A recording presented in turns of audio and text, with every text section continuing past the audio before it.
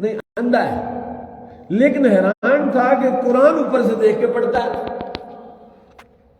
ہے اندھا، لیکن قرآن اوپر سے دیکھو۔ میں نے اسے کہا کہ میں آیا ہوں، مسافر ہوں، آپ کی میں رات رہنا چاہتا ہوں، رہو۔ کہ ساری رات میرے دل میں تھا کہ بابے سے پوچھوں کہ قرآن نظر آتا ہے، میں نظر نہیں آتا، لیکن میں نے صبر کیا کہ سوال کرنے سے پہلے صبر کرو تو بہتر جواب مل سکتا ہے۔ صبح ہوئی تو میں نے الوداع ہونے لگا تو انہوں نے کہا تو سوچتا ہوگا کہ مجھے نظر نہیں آتا تو قرآن کیسے پڑھتا ہوں؟ تو سن، میں نے اپنے رب سے دعا کی تھی، یا اللہ مجھے نظر نہیں چاہیے، بس اتنی نظر دے کہ تیرا قرآن دیکھ سکوں۔ اللہ نے مجھے قرآن دیکھنے کی قوت عطا فرمائی۔ اب قرآن کے الفاظ اور آیات تو مجھے نظر آتی ہیں اور کوئی شے نظر نہیں آتی۔ اور قرآن وہ ہے جو اندھے کو بھی بینائی عطا فرماتا ہے، بھوکے کو رزق دیتا ہے۔ نہیں یقین؟ تو سنو پھر میں یقین دلاتا ہوں۔ جتنی آپ حضرات لوگ نوکریاں کرتے ہیں، کاروبار کرتے ہیں، آپ کی آمدنی کتنی زیادہ ہے، اس مسلح پر بیٹھنے والے کی تنخواہ کتنی ہے؟ اللہ، اس تنخواہ میں گھر چلتا ہے؟ نہیں۔ آپ پورے نارووال کا وزٹ کریں، اماموں کی تنخواہیں اور خطیبوں کی تنخواہیں پوچھ لیں، لیکن کپڑے بھی بڑے شاندار، ڈریسنگ بھی بڑی زبردست، اور کبھی بھی دھرنا دینے کا پروگرام کبھی نہیں ہوتا ہے جی، پروگرام نہیں۔ اور بغیر دھرنے کے اس قرآن کی برکت سے اللہ تعالیٰ عزت بھی دے رہا ہے، رزق بھی دے رہا ہے، اور ضرورتیں بھی پوری کر رہا ہے۔ یہ قرآن ایسی شے ہے، اور تم اس سے بے وفائی کرتے۔ وہ معزز تھے زمانے میں مسلمان، تم خار ہوئے تار کے قرآن۔ اب قرآن کے ساتھ نبی کریم صلی اللہ علیہ وسلم کے صحابہ کا رویہ کیا؟ اب یہ بہت بڑی بات میں کہنے لگا ہوں۔ رسول پاک نے ایمان لانے والوں کو صرف ایک چیز عطا فرمائی ہے، صرف ایک چیز، ایک تو ان کا سب کچھ نگاہ مصطفیٰ، حضور کی آنکھوں کے سامنے تھی ان کا سب کچھ۔ رسول پاک نے ان کو جو چیز عطا فرمائی ہے وہ قرآن سکھایا اور کچھ نہیں سکھایا۔ کوئی کتاب، کوئی شے، کوئی سلیبس نہیں تھا، صرف قرآن تھا، اور قرآن بدوؤں نے سیکھا تو زمانے کے امام بن گئے۔ ان پڑھ اور جاہل امیوں نے قرآن سیکھا تو زمانے کے امام بنے۔ اس لیے اس ملت کا علاج ہی، اس کے سارے غموں کا بداوا ہی قرآن کے اندر ہے کہ ہمارا رشتہ قرآن سے نہیں۔ ایک نیا فتنہ کو صرف قرآن پڑھنے کے لیے تو نہیں ہے، تلاوت کے لیے تو نہیں آیا۔ یہ جو ملا مولوی ہے کہتے تلاوت کرتے رہو، تلاوت کا کیا فائدہ؟ یہ جاہل ہیں، وہ جٹ ہیں، ان کو عقل نہیں ہے، ان کو چاہیے کہ یہ سمجھائیں، اس پر عمل کرنا چاہیے۔ تم اس کو، ایک بندہ یہاں میرے شہر کا، وہ 2 سال میرے سے اس کی لڑائی رہی، صاحب نصیب صاحب حیثیت، کہتا جی مجھے قرآن ایسا لا کر دے جس میں صرف ترجمہ ہو، عربی عبارت نہ ہو۔ میں نے بھی بڑی ٹرائی کی کہ یار جب اس کو لا ہی دیتا ہوں کہیں سے ڈھونڈ کے، بڑا پتہ کی نہیں ملا۔ اس کے ذہن میں یہ خناس کسی نے ڈالا تھا کہ قرآن شریف کو پڑھنے کا کوئی فائدہ نہیں، اصل فائدہ تو اس پر عمل کرنے، اس کو سمجھنے کا ہے۔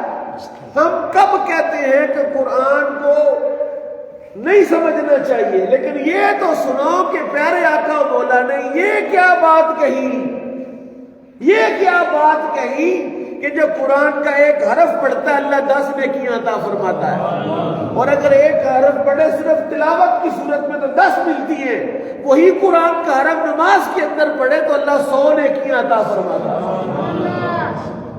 اور قاضی ثناء اللہ پانی پتی نے تفسیر مظہری کے اندر الف لام میم جو سورہ بقرہ کا پہلا حروف مقطعات میں سے ہے، انہوں نے کہا الف لام میم پڑھنے سے 30 نہیں ملتی، 90 نیکیاں ملتی۔ کتنی؟ کیسے؟ الف کے اندر بھی 3 حرف ہیں، الف لام اور فا۔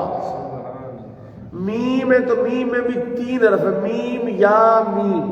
اب لکھے نا میم، تو لکھنے میں 3 حرف ہے، اور لام کے اندر بھی لام، الف اور میم، لام۔ انہوں نے کہا گویا کہ الف لام میم پڑھنے سے 90 نیکیاں ملی۔ اسی طرح پورے قرآن کا ہے، اور انہی نیکیوں کو زیادہ کرتے جائیں تو تقویٰ بڑھتا ہے، اور اسی تقوی کے ساتھ میرے رب نے فرمایا تقویٰ تیرے پاس ہوگا، دولت میں تجھے عطا ہوگا۔ یعنی تقویٰ اختیار کر، تقویٰ نیکیوں میں اضافہ، گناہوں سے پیچھے، تو ایسی جگہ سے رزق دوں گا جہاں سے تمہارا گمان ہے۔ ہم یہاں قرآن کی مجلس پچھلے 6 7 8 مہینوں سے قرآن ہی سنا رہے ہیں، نہ کوئی کسی کمپنی کی مشہوری دی ہے، نہ اپنی مشہوری، نہ اپنے مدرسے کی مشہوری، نہ کوئی اختلافی بات، نہ کوئی کسی فرقے کو، کسی مسلک کو، کسی مذہب کو۔ ہم بالکل صرف قرآن پہ بات ہوتی ہے۔ شاہ صاحب موجود ہیں، جتنے حضرات موجود ہیں، ہم کہتے ہو یار اللہ کے بندو قرآن کے قریب آ جاؤ۔ جب تم قرآن کے قریب آ جاؤ گے تمہارے سارے مسئلوں کا حل اللہ نے قرآن میں ہی رکھا ہے۔ اس کائنات کا راز اس میں ہے۔ میں آپ کو حدیث سناتا ہوں تاکہ آپ کی سمجھ شریف میں آ جائے بات۔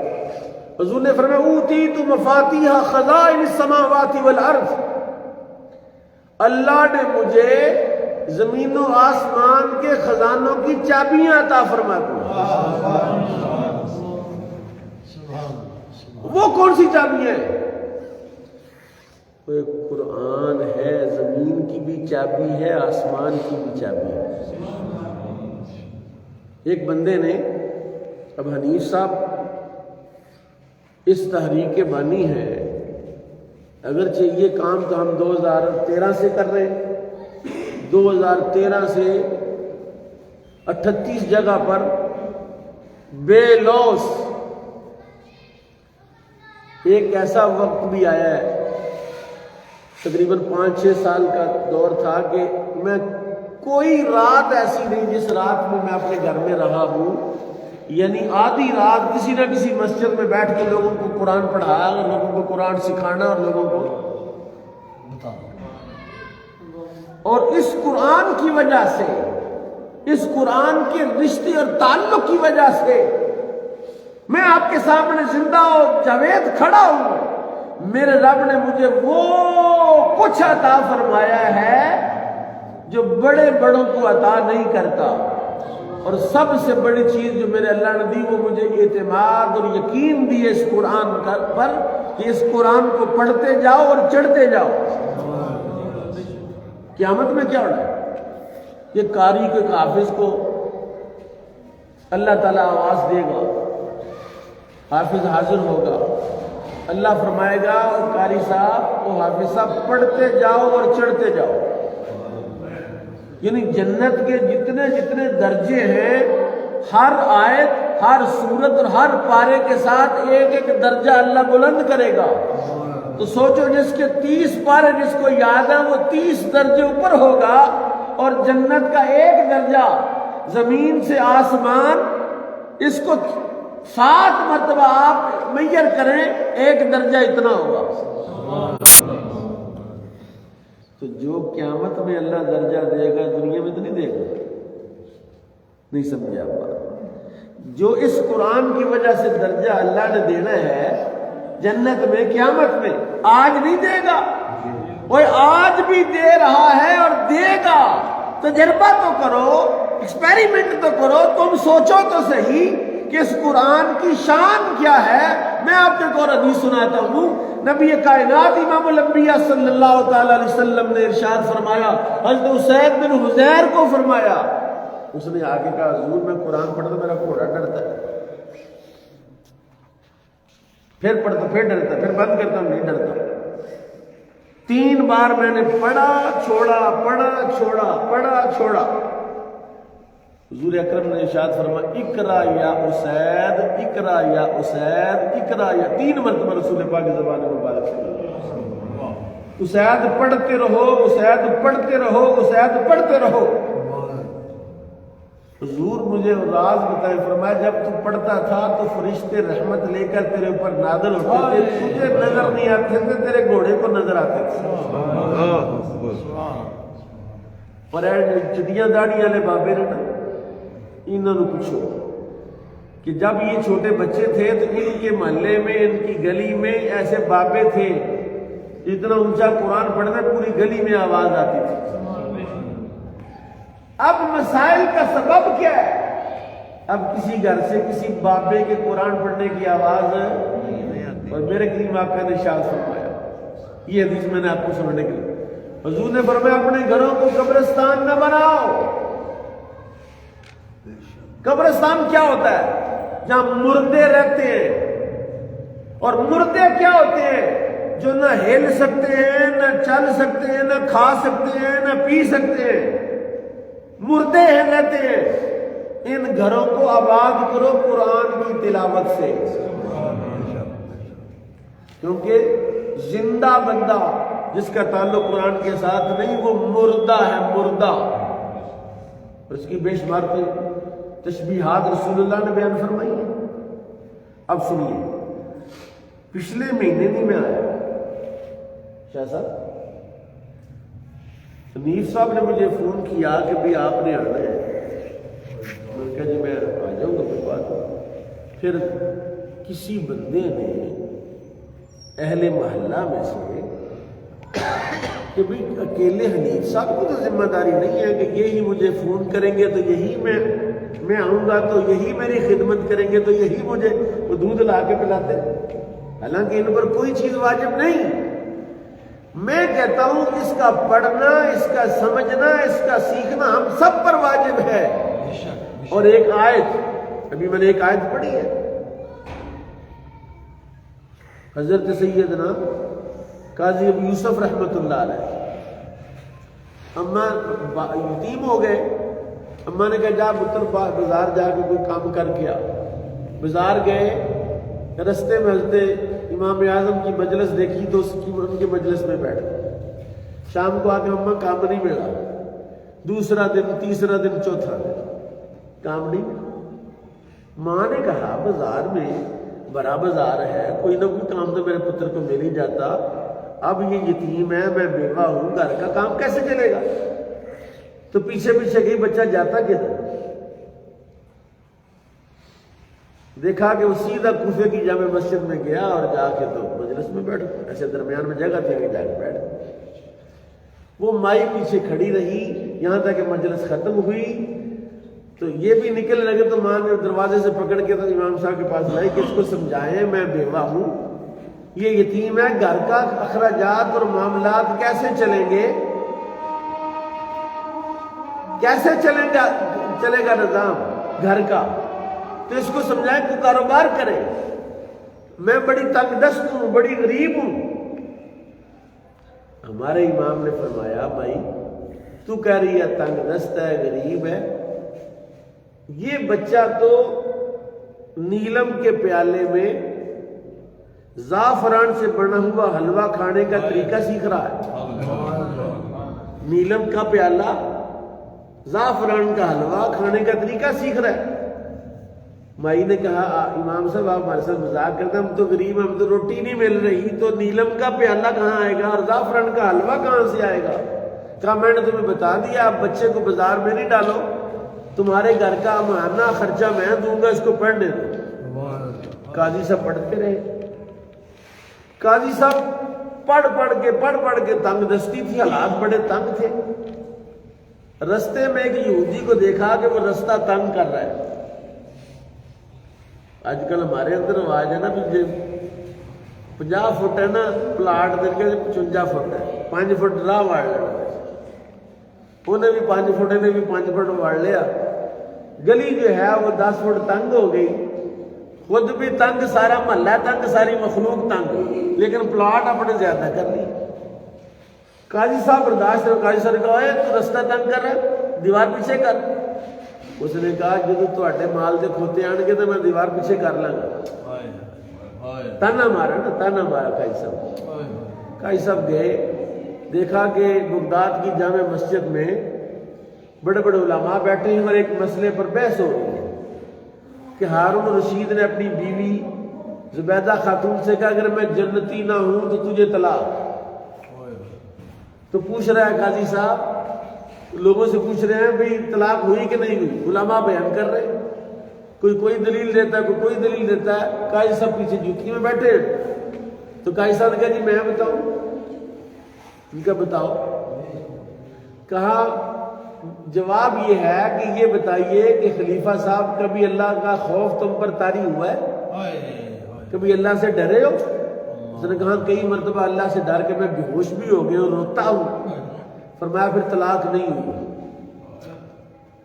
کیا قرآن میں آیا وَلِمَنْ خَافَ مَقَامَ رَبِّهِ جَنَّتَانِ، جو اللہ سے ڈرتا اللہ اس کو 2 جنتیں عطا فرماتا ہے. تو طلاق نہیں ہوئی. ان کا آگے جو کیا نام ہے، کیا نام ہے. خلیفہ اتنا خوش ہوا کہ خلیفہ نے اس کو بہت سارے مال کے گدھے جو ہیں وانے پر کے، تو لمبی لائن 20-25 گدھے دیے کہ مال اس کے گھر چھوڑ کے آؤ. کسی نے بتایا غریب آدمی ہے. قاضی صاحب اس یہودی کے مکان کے پاس گئے اور ایسے زور سے ٹھکر ماری اس کی دیوار. اس نے آپ پرے کر رہے میرے مال میں کھوتے آ گئے. یہودی نے پوچھا اتنا مال اتنی جلدی کیسے آ گیا؟ اس نے کہا جیسے ایک آیت پڑھی ہے. ابھی تو میں نے ایک آیت قرآن کی پڑھی ہے، پورا قرآن پڑھوں گا تو سوچ کتنا مال میرے پاس ہوگا. اور پھر وہ قاضی القضات بنے. آخری بات کرتا ہوں. تو اس شرط پر کہ میں قاضی اس شرط پر بڑھوں گا کہ میرا گھوڑا سیدھا تیرے تخت پر آئے گا، میں تخت پر اتروں گا. ایک دن قاضی صاحب گئے، تخت پر اترے. تو خلیفہ نے کہا قاضی صاحب آج ایک کھانا ہے کہ مجھے بھی کبھی کبھی ملتا ہے، آپ کو کھلاتے ہیں. اس نے کہا وہ کون سا کھانا ہے؟ دیکھا کہ نیلم کے پیالے میں زعفران سے بنا ہوا حلوہ آ گیا. اس نے کہا حضور پہلے آپ کھائیں. قاضی کھا رہے تھے، کبھی رو رہے تھے، کبھی کھاتے تو آنکھوں سے آنسو تو رو رہے، اور کبھی کھاتے ہیں تو ہنستے. خلیفہ نے کہا قاضی صاحب یہ رونے اور ہنسنے کا راز نہیں سمجھ آیا. اس نے کہا میں یتیم تھا، چھوٹا بچہ تھا، میرے امام نے کہا تھا میری ماں سے کہ تو کہتی ہے تو یہ تنگ دست ہے، تو تنگ دست ہے. تو انہوں نے کہا تھا یہ بچہ تو نیلم کے پیالے میں زعفران سے بنا حلوہ کھانے کا طریقہ سیکھ رہا ہے. تو میرے امام نے 20-25 سال بعد والی میری حالت دیکھ کر اس وقت یہ بات بتائی تھی. خوش اس لیے ہو رہا ہوں کہ میرے امام نے جو کہا وہ پورا ہو گیا، اور رو اس لیے رہا ہوں کہ یہ دیکھو میرے امام کی نگاہ کتنی کامل ہے. اس لیے میں پھر بار دیگر آپ سے التماس کروں گا، اگر آپ اپنی قبر میں سکون چاہتے ہیں تو اپنے بچوں کو قرآن کی تعلیم دیں. اگر آپ دنیا میں عزت چاہتے ہیں اپنے بچوں کو قرآن کی تعلیم دیں. اگر میدان محشر میں آپ عزت چاہتے ہیں تو میرے آقا نے فرمایا جس کے سر پر جس کے بچے نے حافظ قرآن ہوگا اللہ اس کو نور کا تاج پہنائے گا، جس کی چمک جو ہے وہ 14ویں رات کے چاند سے زیادہ ہوگی. اس لیے مسلمان کی نجات ہی قرآن میں ہے. قرآن کے علاوہ مسلمان نہیں کامل ہو سکتی. مسلمان ہی نہیں رہتی جب تک قرآن اس کے سینے میں نہ ہو. اس لیے گلہ ہے میرا بھی اور حنیف صاحب کا بھی ہونا چاہیے کہ یار پچھلے مہینے درس قرآن کیوں نہیں ہوا؟ ٹھیکہ صرف حنیف صاحب کا یا میرا ہے؟ آپ نے کیوں نہیں رابطہ کیا، کوشش کی مسجد آباد ہو جائے، قرآن کا درس ہو اور لوگ آئیں. گناہ کے اڈے تو بعد چلو میرے ساتھ میں تمہیں بتاتا ہوں کہ کون کون سے